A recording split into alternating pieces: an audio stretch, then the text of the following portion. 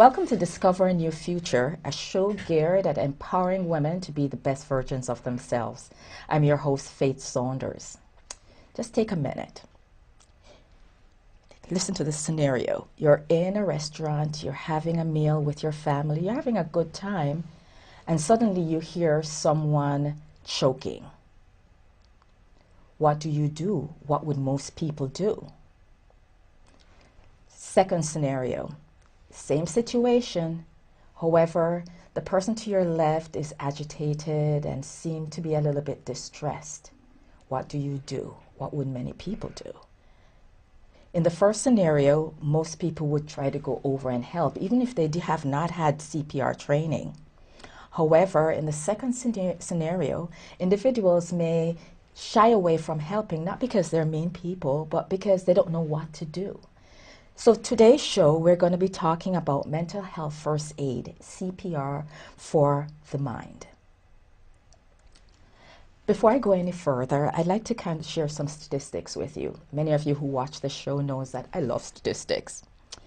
There are an estimated 60 million people in the United States dealing with mental health and substance abuse problems. Sadly, they are often subject to stigma, which prevent many of them from seeking help so that they can recover and live meaningful lives. Throughout New Jersey, a movement is afoot to bring greater awareness to mental health and substance use disorders, increase knowledge and understanding about the signs and symptoms of each of these disorders, and provide people with the mental health literacy as well as the skills that they would need in order to intervene when someone is having a mental health crisis.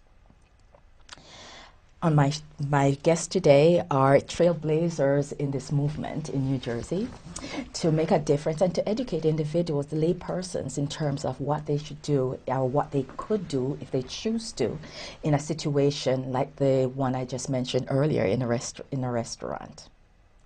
To my left, I have Kimmy. Hi, Kimmy, how are you doing? Hi, I'm so happy to be here. Yes, I have Kimmy Carlos, Executive Director of the United Urban Mental Health Alliance, right? That's correct. She's an author, she's a speaker, and she's an expert in the distinctive health problems experienced by people living in urban areas and communities. That's correct. Thank you so Delighted much for to be being here. here. Likewise. Michael, well, I'm jumping over a little bit. I'm going to jump over to Michael.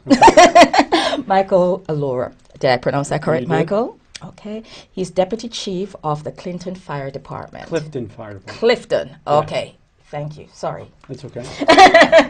Welcome. Thank you very so much much for for being here. And last but definitely not least, Thank you. Andy Williams. Andy Williams is branch director at the YMCA of Montclair, and she's also president and founding volunteer of a new nonprofit called Community in Crisis, that leads the fight to assist individuals who have heroin addictions. Am I correct about that? Prescription pill and heroin addiction. So again, welcome. Thank you very much. Well, so let's jump into it because the time is going fast, especially on a topic like this. So I'm going to start out with you, Kimmy. Great. Tell us a little bit about what is mental health first aid. Absolutely. It's a great question. I'm so excited. And I like to really be precise about this information because I think the information on mental health first aid is so important. So the program was actually an innovative training course that was developed in 2001 by a married couple in Australia, a mental health researcher and a nurse. And it has been heavily researched and tested and is included in the federal government's registry of evidence-based programs and practices. So we know that it carries a lot of weight, a lot of expert information. It's designed to end the stigma and humiliation around mental health, and we hope our goal is to make as many people proficient in healing techniques as there are people who can administer CPR or any other kind of first aid. It was brought to the U.S. in 2008, and since then, mental health first aid has actually spread to every state in the country. Wow, that's powerful.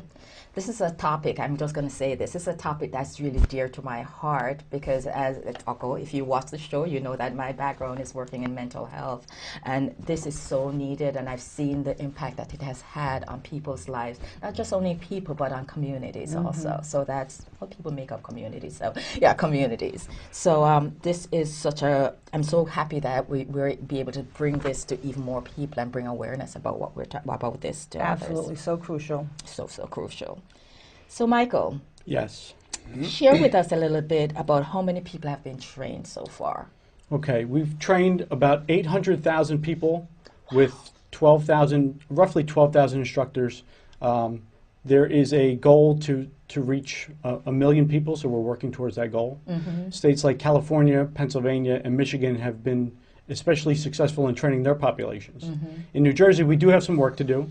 We've trained roughly 12,000 people with our 200 instructors, and we have been able to make some significant accomplishments in the state of New Jersey recently, because the public has been much more aware of mental health and addiction as a growing public health concern. Wow, that's powerful. But considering you said 200 trainers, Correct. and training 12,000 people In New Jersey, that's correct. in New Jersey, Correct. That's significant. Absolutely. Yeah. That is significant. So we're doing our stuff getting here. Little by little, we're getting there. Yeah, we're getting there, right? My mom used to say the race is not for the swift, but those who endure it to the end. So we're getting there. That's right. So, Andy, in the scenario I just shared with you earlier about someone choking, etc., an individual standing by, share with us a little bit some of your thoughts why people are hesitant to actually assist individuals when they're seeing there's some challenge. They're maybe not totally, they're not clear what's happening, but they're hesitant to do that. Yeah, I think it's definitely not a lack of compassion or caring. It's more a lack of understanding, fear of the unknown. How do I approach this person? And it's a little bit too easy to kind of ignore it in a way and walk away. Because you just don't know how to approach a very delicate situation. So I think that's the reason, and mental health first aid training certainly teaches you the skills to be able to approach a person in a non-threatening manner, right? And be able to really be a good listener and talk them basically off the ledge to some degree and refer them to help. I work at the YMCA of Montclair, and we're rolling out many trainings there, and they're really well attended and appreciated by the community. And it really thrills me that we are doing that because, the Y is all about spirit, mind, and body. Of course, we have the spirit. We have lots of nurturing staff that really, take care of the kids and make sure they reach their full potential. Same with adults. We certainly have the body thing going on. We've got lots of activities and health and wellness, but the mind thing, was always a stretch. And I think this mental health first aid training certainly fills that gap. We have Live Strong for cancer survivors. We have diabetes education program. We have programming for Parkinson's disease. And so this mental health first aid training sort of fills that trifecta of holistic wellness. And then as it pertains to my work as a volunteer with Community in Crisis, same thing. In our community, we have lots of activities that support people's health. We have spirit, definitely fantastic spirit in my community where families just want the best for everybody. But that mind thing was missing again. So, it's also closely connected with substance abuse and addiction. So true. Is, really getting to the root cause and helping people really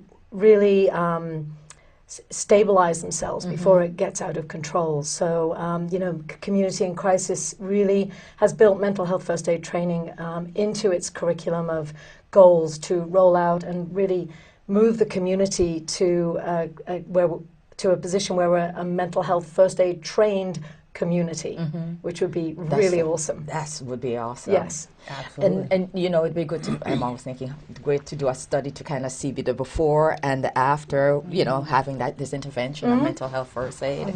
One of the things that you did talk about that that just came to mind while you were speaking is that how are people in terms of being receptive to mental health first aid? I mean, again, we talked initially about the stigma associated with it. Was it something that really people embraced, that, I really want to learn about about this? I've seen a shift actually just in, I think, 5 years. When we first rolled this out 5 years ago, there was definitely a reluctance to sign up, you know, because people think, you know, when they think of mental illness or mental health issues, they think, you know, they don't think of things, the simple things like stress and anxiety and depression that we all actually experience at some time in our lives. So I think there was an initial reluctance, but I don't see that now as nothing like as much. You know, the Montclair community really embraces opportunities for personal growth, I think, and they, you know, we have a wonderful instructor on staff, Kimberly, and she really, you know, rolls out these amazing trainings, and they're incredibly well attended, and the feedback from it is awesome. So I definitely have seen a shift, a culture shift in that acceptance of, I need this help. I think it will benefit me and my lifestyle, you know, and it doesn't have to be that critical need. It's just a added component to be able to better prepare yourself and those around you. That's awesome. Yeah. That's awesome.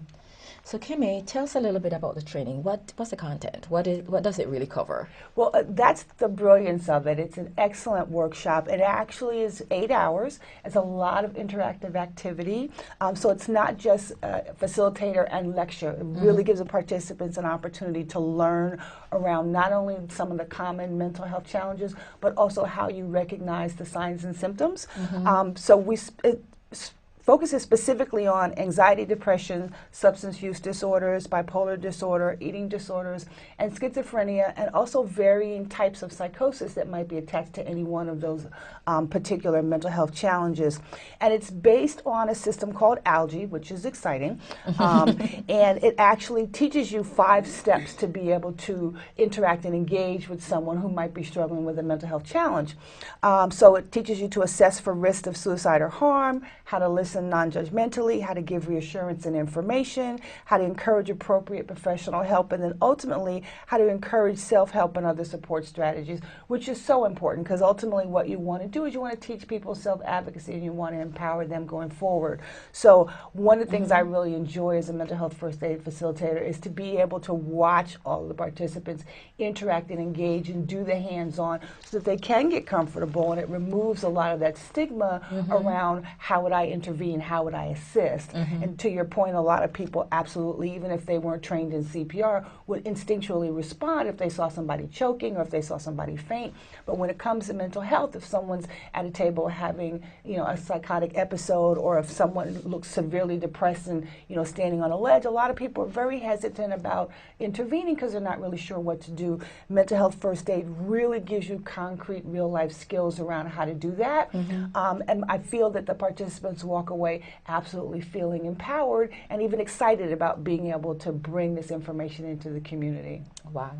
You know, you said, both you and Andy said, when they talked about the different types of disorders. And I think often when we hear mental health disorders, the first thing that comes to someone's mind is schizophrenia, and which is it's the smallest of all the disorders. Individuals in the United States have the smallest, 0.4% of individuals do have schizophrenia. So it's disorders like the depression that a lot of people experience, but again, we have to, it's a change in that mindset in terms of what people are envisioning when they think about mental health. While you were talking, one of the things that crossed my mind, we didn't invite one person here today. Algie. She is the star of this show. Absolutely. He absolutely is. So Michael, I want to hear from you, your experience. First, how did you get involved in mental health first aid? It seemed like so far-fetched. Well, it wasn't that I was looking to do that. That's for sure. I had done some research for an executive level program that I was in that was really based more on culture than it was on mental health. And there were some people that took an interest in my research. So I became introduced to the people at the Mental Health Association in Passaic County. And that's really where everything changed for me. I didn't even know that they were there. I had no idea the services that they provided. And interestingly, they told me that I should consider attending a class where there was a 1-hour block of instruction on culture, which interested me. They didn't tell me that the other 39 hours were going to be on mental health. So it was really from there where my introduction to mental health began. And I was immediately convinced that it was something that we needed to become involved in as first responders, not only because the growing number of people that are dealing with mental health issues, but because firefighters, police officers, EMTs are people as well, and they're not immune from dealing with mental health issues. So the original program that I got involved in was a 40-hour program, and that's a lot to ask for people to attend. Yes, true. So that was when the people at the MHA in Passaic County recommended that we try the mental health first aid program, 8-hour program. We could deliver it locally to the people in the firehouse while they were on duty. It became something that was doable. And so there was, I would like to say that there was immediate buy-in from the leadership. There wasn't, but there was eventual buy-in. So we found a way to make it palatable by getting EMT CEUs for people that attended. So that made it successful to be delivered. Right. And then once it was delivered, I was really looking at it from a customer service perspective. How can we, as firefighters and EMTs, deal with the public that are dealing with mental health issues? I wasn't really expecting the reaction, which was the people amongst the class speaking to each other about some of the issues that they were having. And that really made me realize that I deal with some of these issues myself, anxiety. In addition to dealing with stressful situations as a matter of course by the business that we're in, life happens around us. So it was really interesting to see those discussions start to take place. And so the ALGE acronym, the action plan that we use, it became much more about having a conversation, much more about just being a person. The scenario that you used, you can be trained or not be trained, but there's something to just being human and just reaching out and compassion that really is important in helping people. Right. That's so true. so that's my story. Awesome. You know, and that's so interesting because I've attended some of the classes myself, and I'm a trainer. But you know, one of the interesting things, most of the time, especially professionals, when they come to a training, initially it's sometimes people don't want to come, but when they do come, they're coming for their clients or the individuals that they're serving, but then people start feeling safe enough to kind of start disclosing about their own situation, either themselves or their families, and that's the miracle of this training, is that it really put a face, have people feel it's okay. It's okay, and I have resources. There's a way to help me to kind of get through what I'm going through. So often I've had a person said to me, I had a lady come to me stating that both her kids were diagnosed, and during the training was the first time she ever talked out loud and shared everyone because she was so ashamed of the situation. Well, Andy used the term culture. The fire service has a culture of its own, and you know, the uniform looks nice, but we use it as a shield. We protect ourselves from some of those interactions by saying, you know, we're professionals. We don't ask for help. We're the people that other people ask for help. So there really is a culture shift that needs to take place in the fire service to recognize that it's okay to have these conversations, and we're making progress. It's Excellent. It's slow, but we're Slowly but making surely. progress. That's Excellent. So Andy, what impact have you seen in, you talked a little bit about, having had the trainings at the YMCA and seeing, can you give us some examples of some of the changes that you have seen happen? Yeah, sure. I'd be happy to. Well, when I joined the YMCA of Montclair, I heard a really good story about one of our staff who attended the training. And, to your point, I believe she'd been a little bit sort of skeptical about it and, do I really need another training? And ended up actually within the same week using it in a personal family situation to help one of her family members, and was so thrilled afterwards that she'd had those skills to be able to handle the situation in a much better way than she'd ever anticipated before. So that was something that really resonated with me. And then on a personal level, I oughtn't be too proud of it, but Well, I took the training, and then that very night I went home to my family. I have 3 kids, and I was asking my youngest daughter how her day was, and so she was telling me, and then after a while she stops and she said, Mom, you're freaking me out. I said, I don't know what you're talking about, what's up? And she said, I don't know. She said, you're just kind of listening to me and you're looking at me. And, you know, we laughed about it, and I told her about the training, but what it really made me realize is, you know, we're all so caught up in our everyday technology and our busy lives and whatever's going on, all the noise around us, that we don't sort of ground ourselves and stop and listen. And, you know, this training for just parents, I mean, you don't have to have any kind of mental health issues around you necessarily. You know, it's just telling you to slow down and listen and read between the lines. Listen to your kids, because really everybody hurts at some stage. That's true. And at some point or another, you're going to pick up on something and you're going to be able to help somebody. So, you know, that was a real epiphany for me in my parenting skills. You know, I'm not sure about the my husband would agree on that one just yet, but certainly the kids. And then, you know, within our community itself, where we have our community in crisis, 501c3, mental health first aid training has really become much more in demand, and more community members are taking it. It's a community that's really hurting, like many others. Way too many overdose deaths amongst the 18 to 30-year-old group in particular.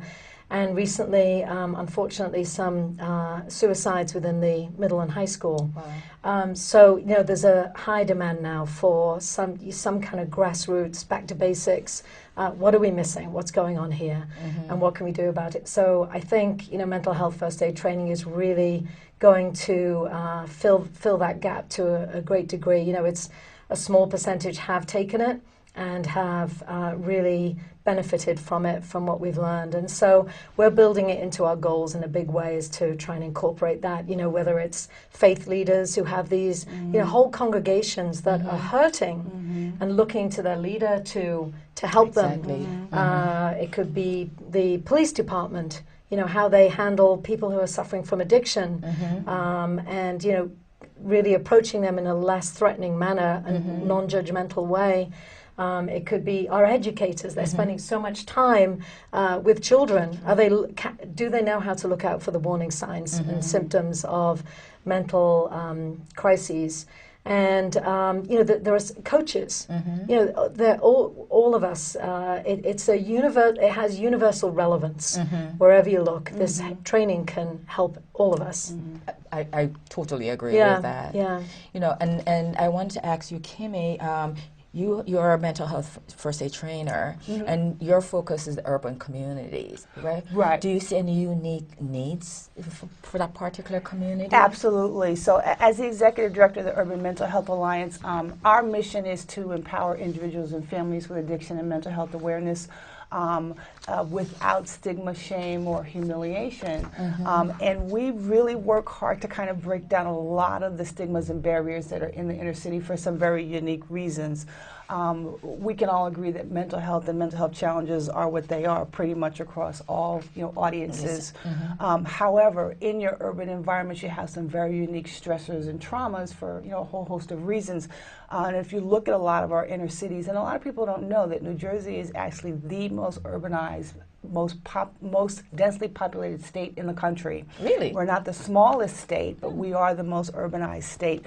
So there's a lot of similar factors that happen in our larger cities. So when you look at things like generational poverty, generational addiction, generational mass incarceration, if you look at tensions between law enforcement and communities, you look at illiteracy, broken housing, nutrition, and a whole host of other, you know, stressors in the community, gang warfare, drug warfare, and so forth and so on. These cause unique mental health challenges around anxiety, depression, bipolar disorder, high rates of schizophrenia and psychosis. And also in your urban environments, it's a very different atmosphere in that the stigma is also already attached to a lot of other stigmas. There's a lot of stigma around addiction. There's a lot of stigma around immigrant communities, a lot of stigma around poverty, a lot of stigma around incarceration and reentry back into the community. So when you look at the stigmas that already exist, then that mental health stigma gets pushed even further to the bottom. And then of course also for a whole host of cultural and social and historical reasons, communities of color and urban communities have a tendency to be very resilient. But the flip side of that is that in that resiliency, these communities are also taught not to be vulnerable. And when we're taught not to be vulnerable, we're taught not to ask for help and not to show a crack in our armor. So again, mental health really gets pushed down. So Urban Mental Health Alliance really works hard to empower people with information around addiction and mental health. And one of the ways we found to do that is to provide people with baseline information. The same way the American Heart Association does, teaches about heart health, and not looking to create cardiologists, but to empower people with how the heart works and what healthy heart behavior is. So we look to do the same thing around mental health, but we're not interested in reinventing the wheel. So for me, mental health first aid was a godsend. It was like, this is the perfect vehicle to bring information not only around mental health, but empower the community, how to engage with each other, and how to self-advocate for yourself and your family members in the community. It helps remove a lot of that stigma, a lot of that fear, gives people the opportunity to engage and grow. So it was a perfect complement to a lot of the other programs that we do, bringing information around what mental health is. One of the things that we found that's remarkable, and I see this in every workshop we do, whether it's mental health first aid or other workshops that we do, when I say, what is mental health, people immediately say, it means you're crazy, or it means you have depression, or it means you have bipolar. I didn't say, what is a mental health challenge? I just said, what is mental health? So the disconnect is a lot of people in our urban communities don't have a baseline understanding of what mental health is. So we empower people by teaching them what mental health is, the same way you teach what heart health is. And mental health first aid does a phenomenal job of doing that, and then it takes it a step further to empower you to be able to engage with the community around the challenges that come out of urban mental health. So we're really, really excited about that. It's a perfect complement to the work that we're already doing, and it gives us an opportunity to bring information into communities that are otherwise a lot of times very isolated and secluded. It enables us to meet people where they are and empower them.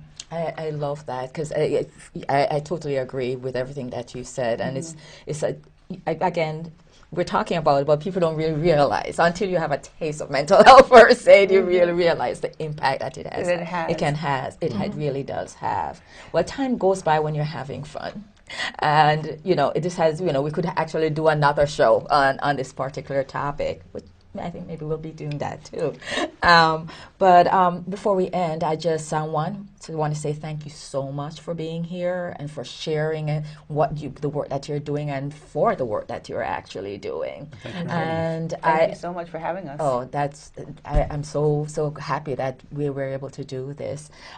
Just before we end, I just want to ask each of you, how can individuals contact you if they're interested in trainings or whatever? So, you can definitely contact the Urban Mental Health Alliance. Our website is www.urbanmentalhealthalliance.org. You can also find us on Facebook under the same name. And our website actually gives you all the information around mental health first aid and how to contact us to have a conversation for setting that up. So we're always available and happy to do that.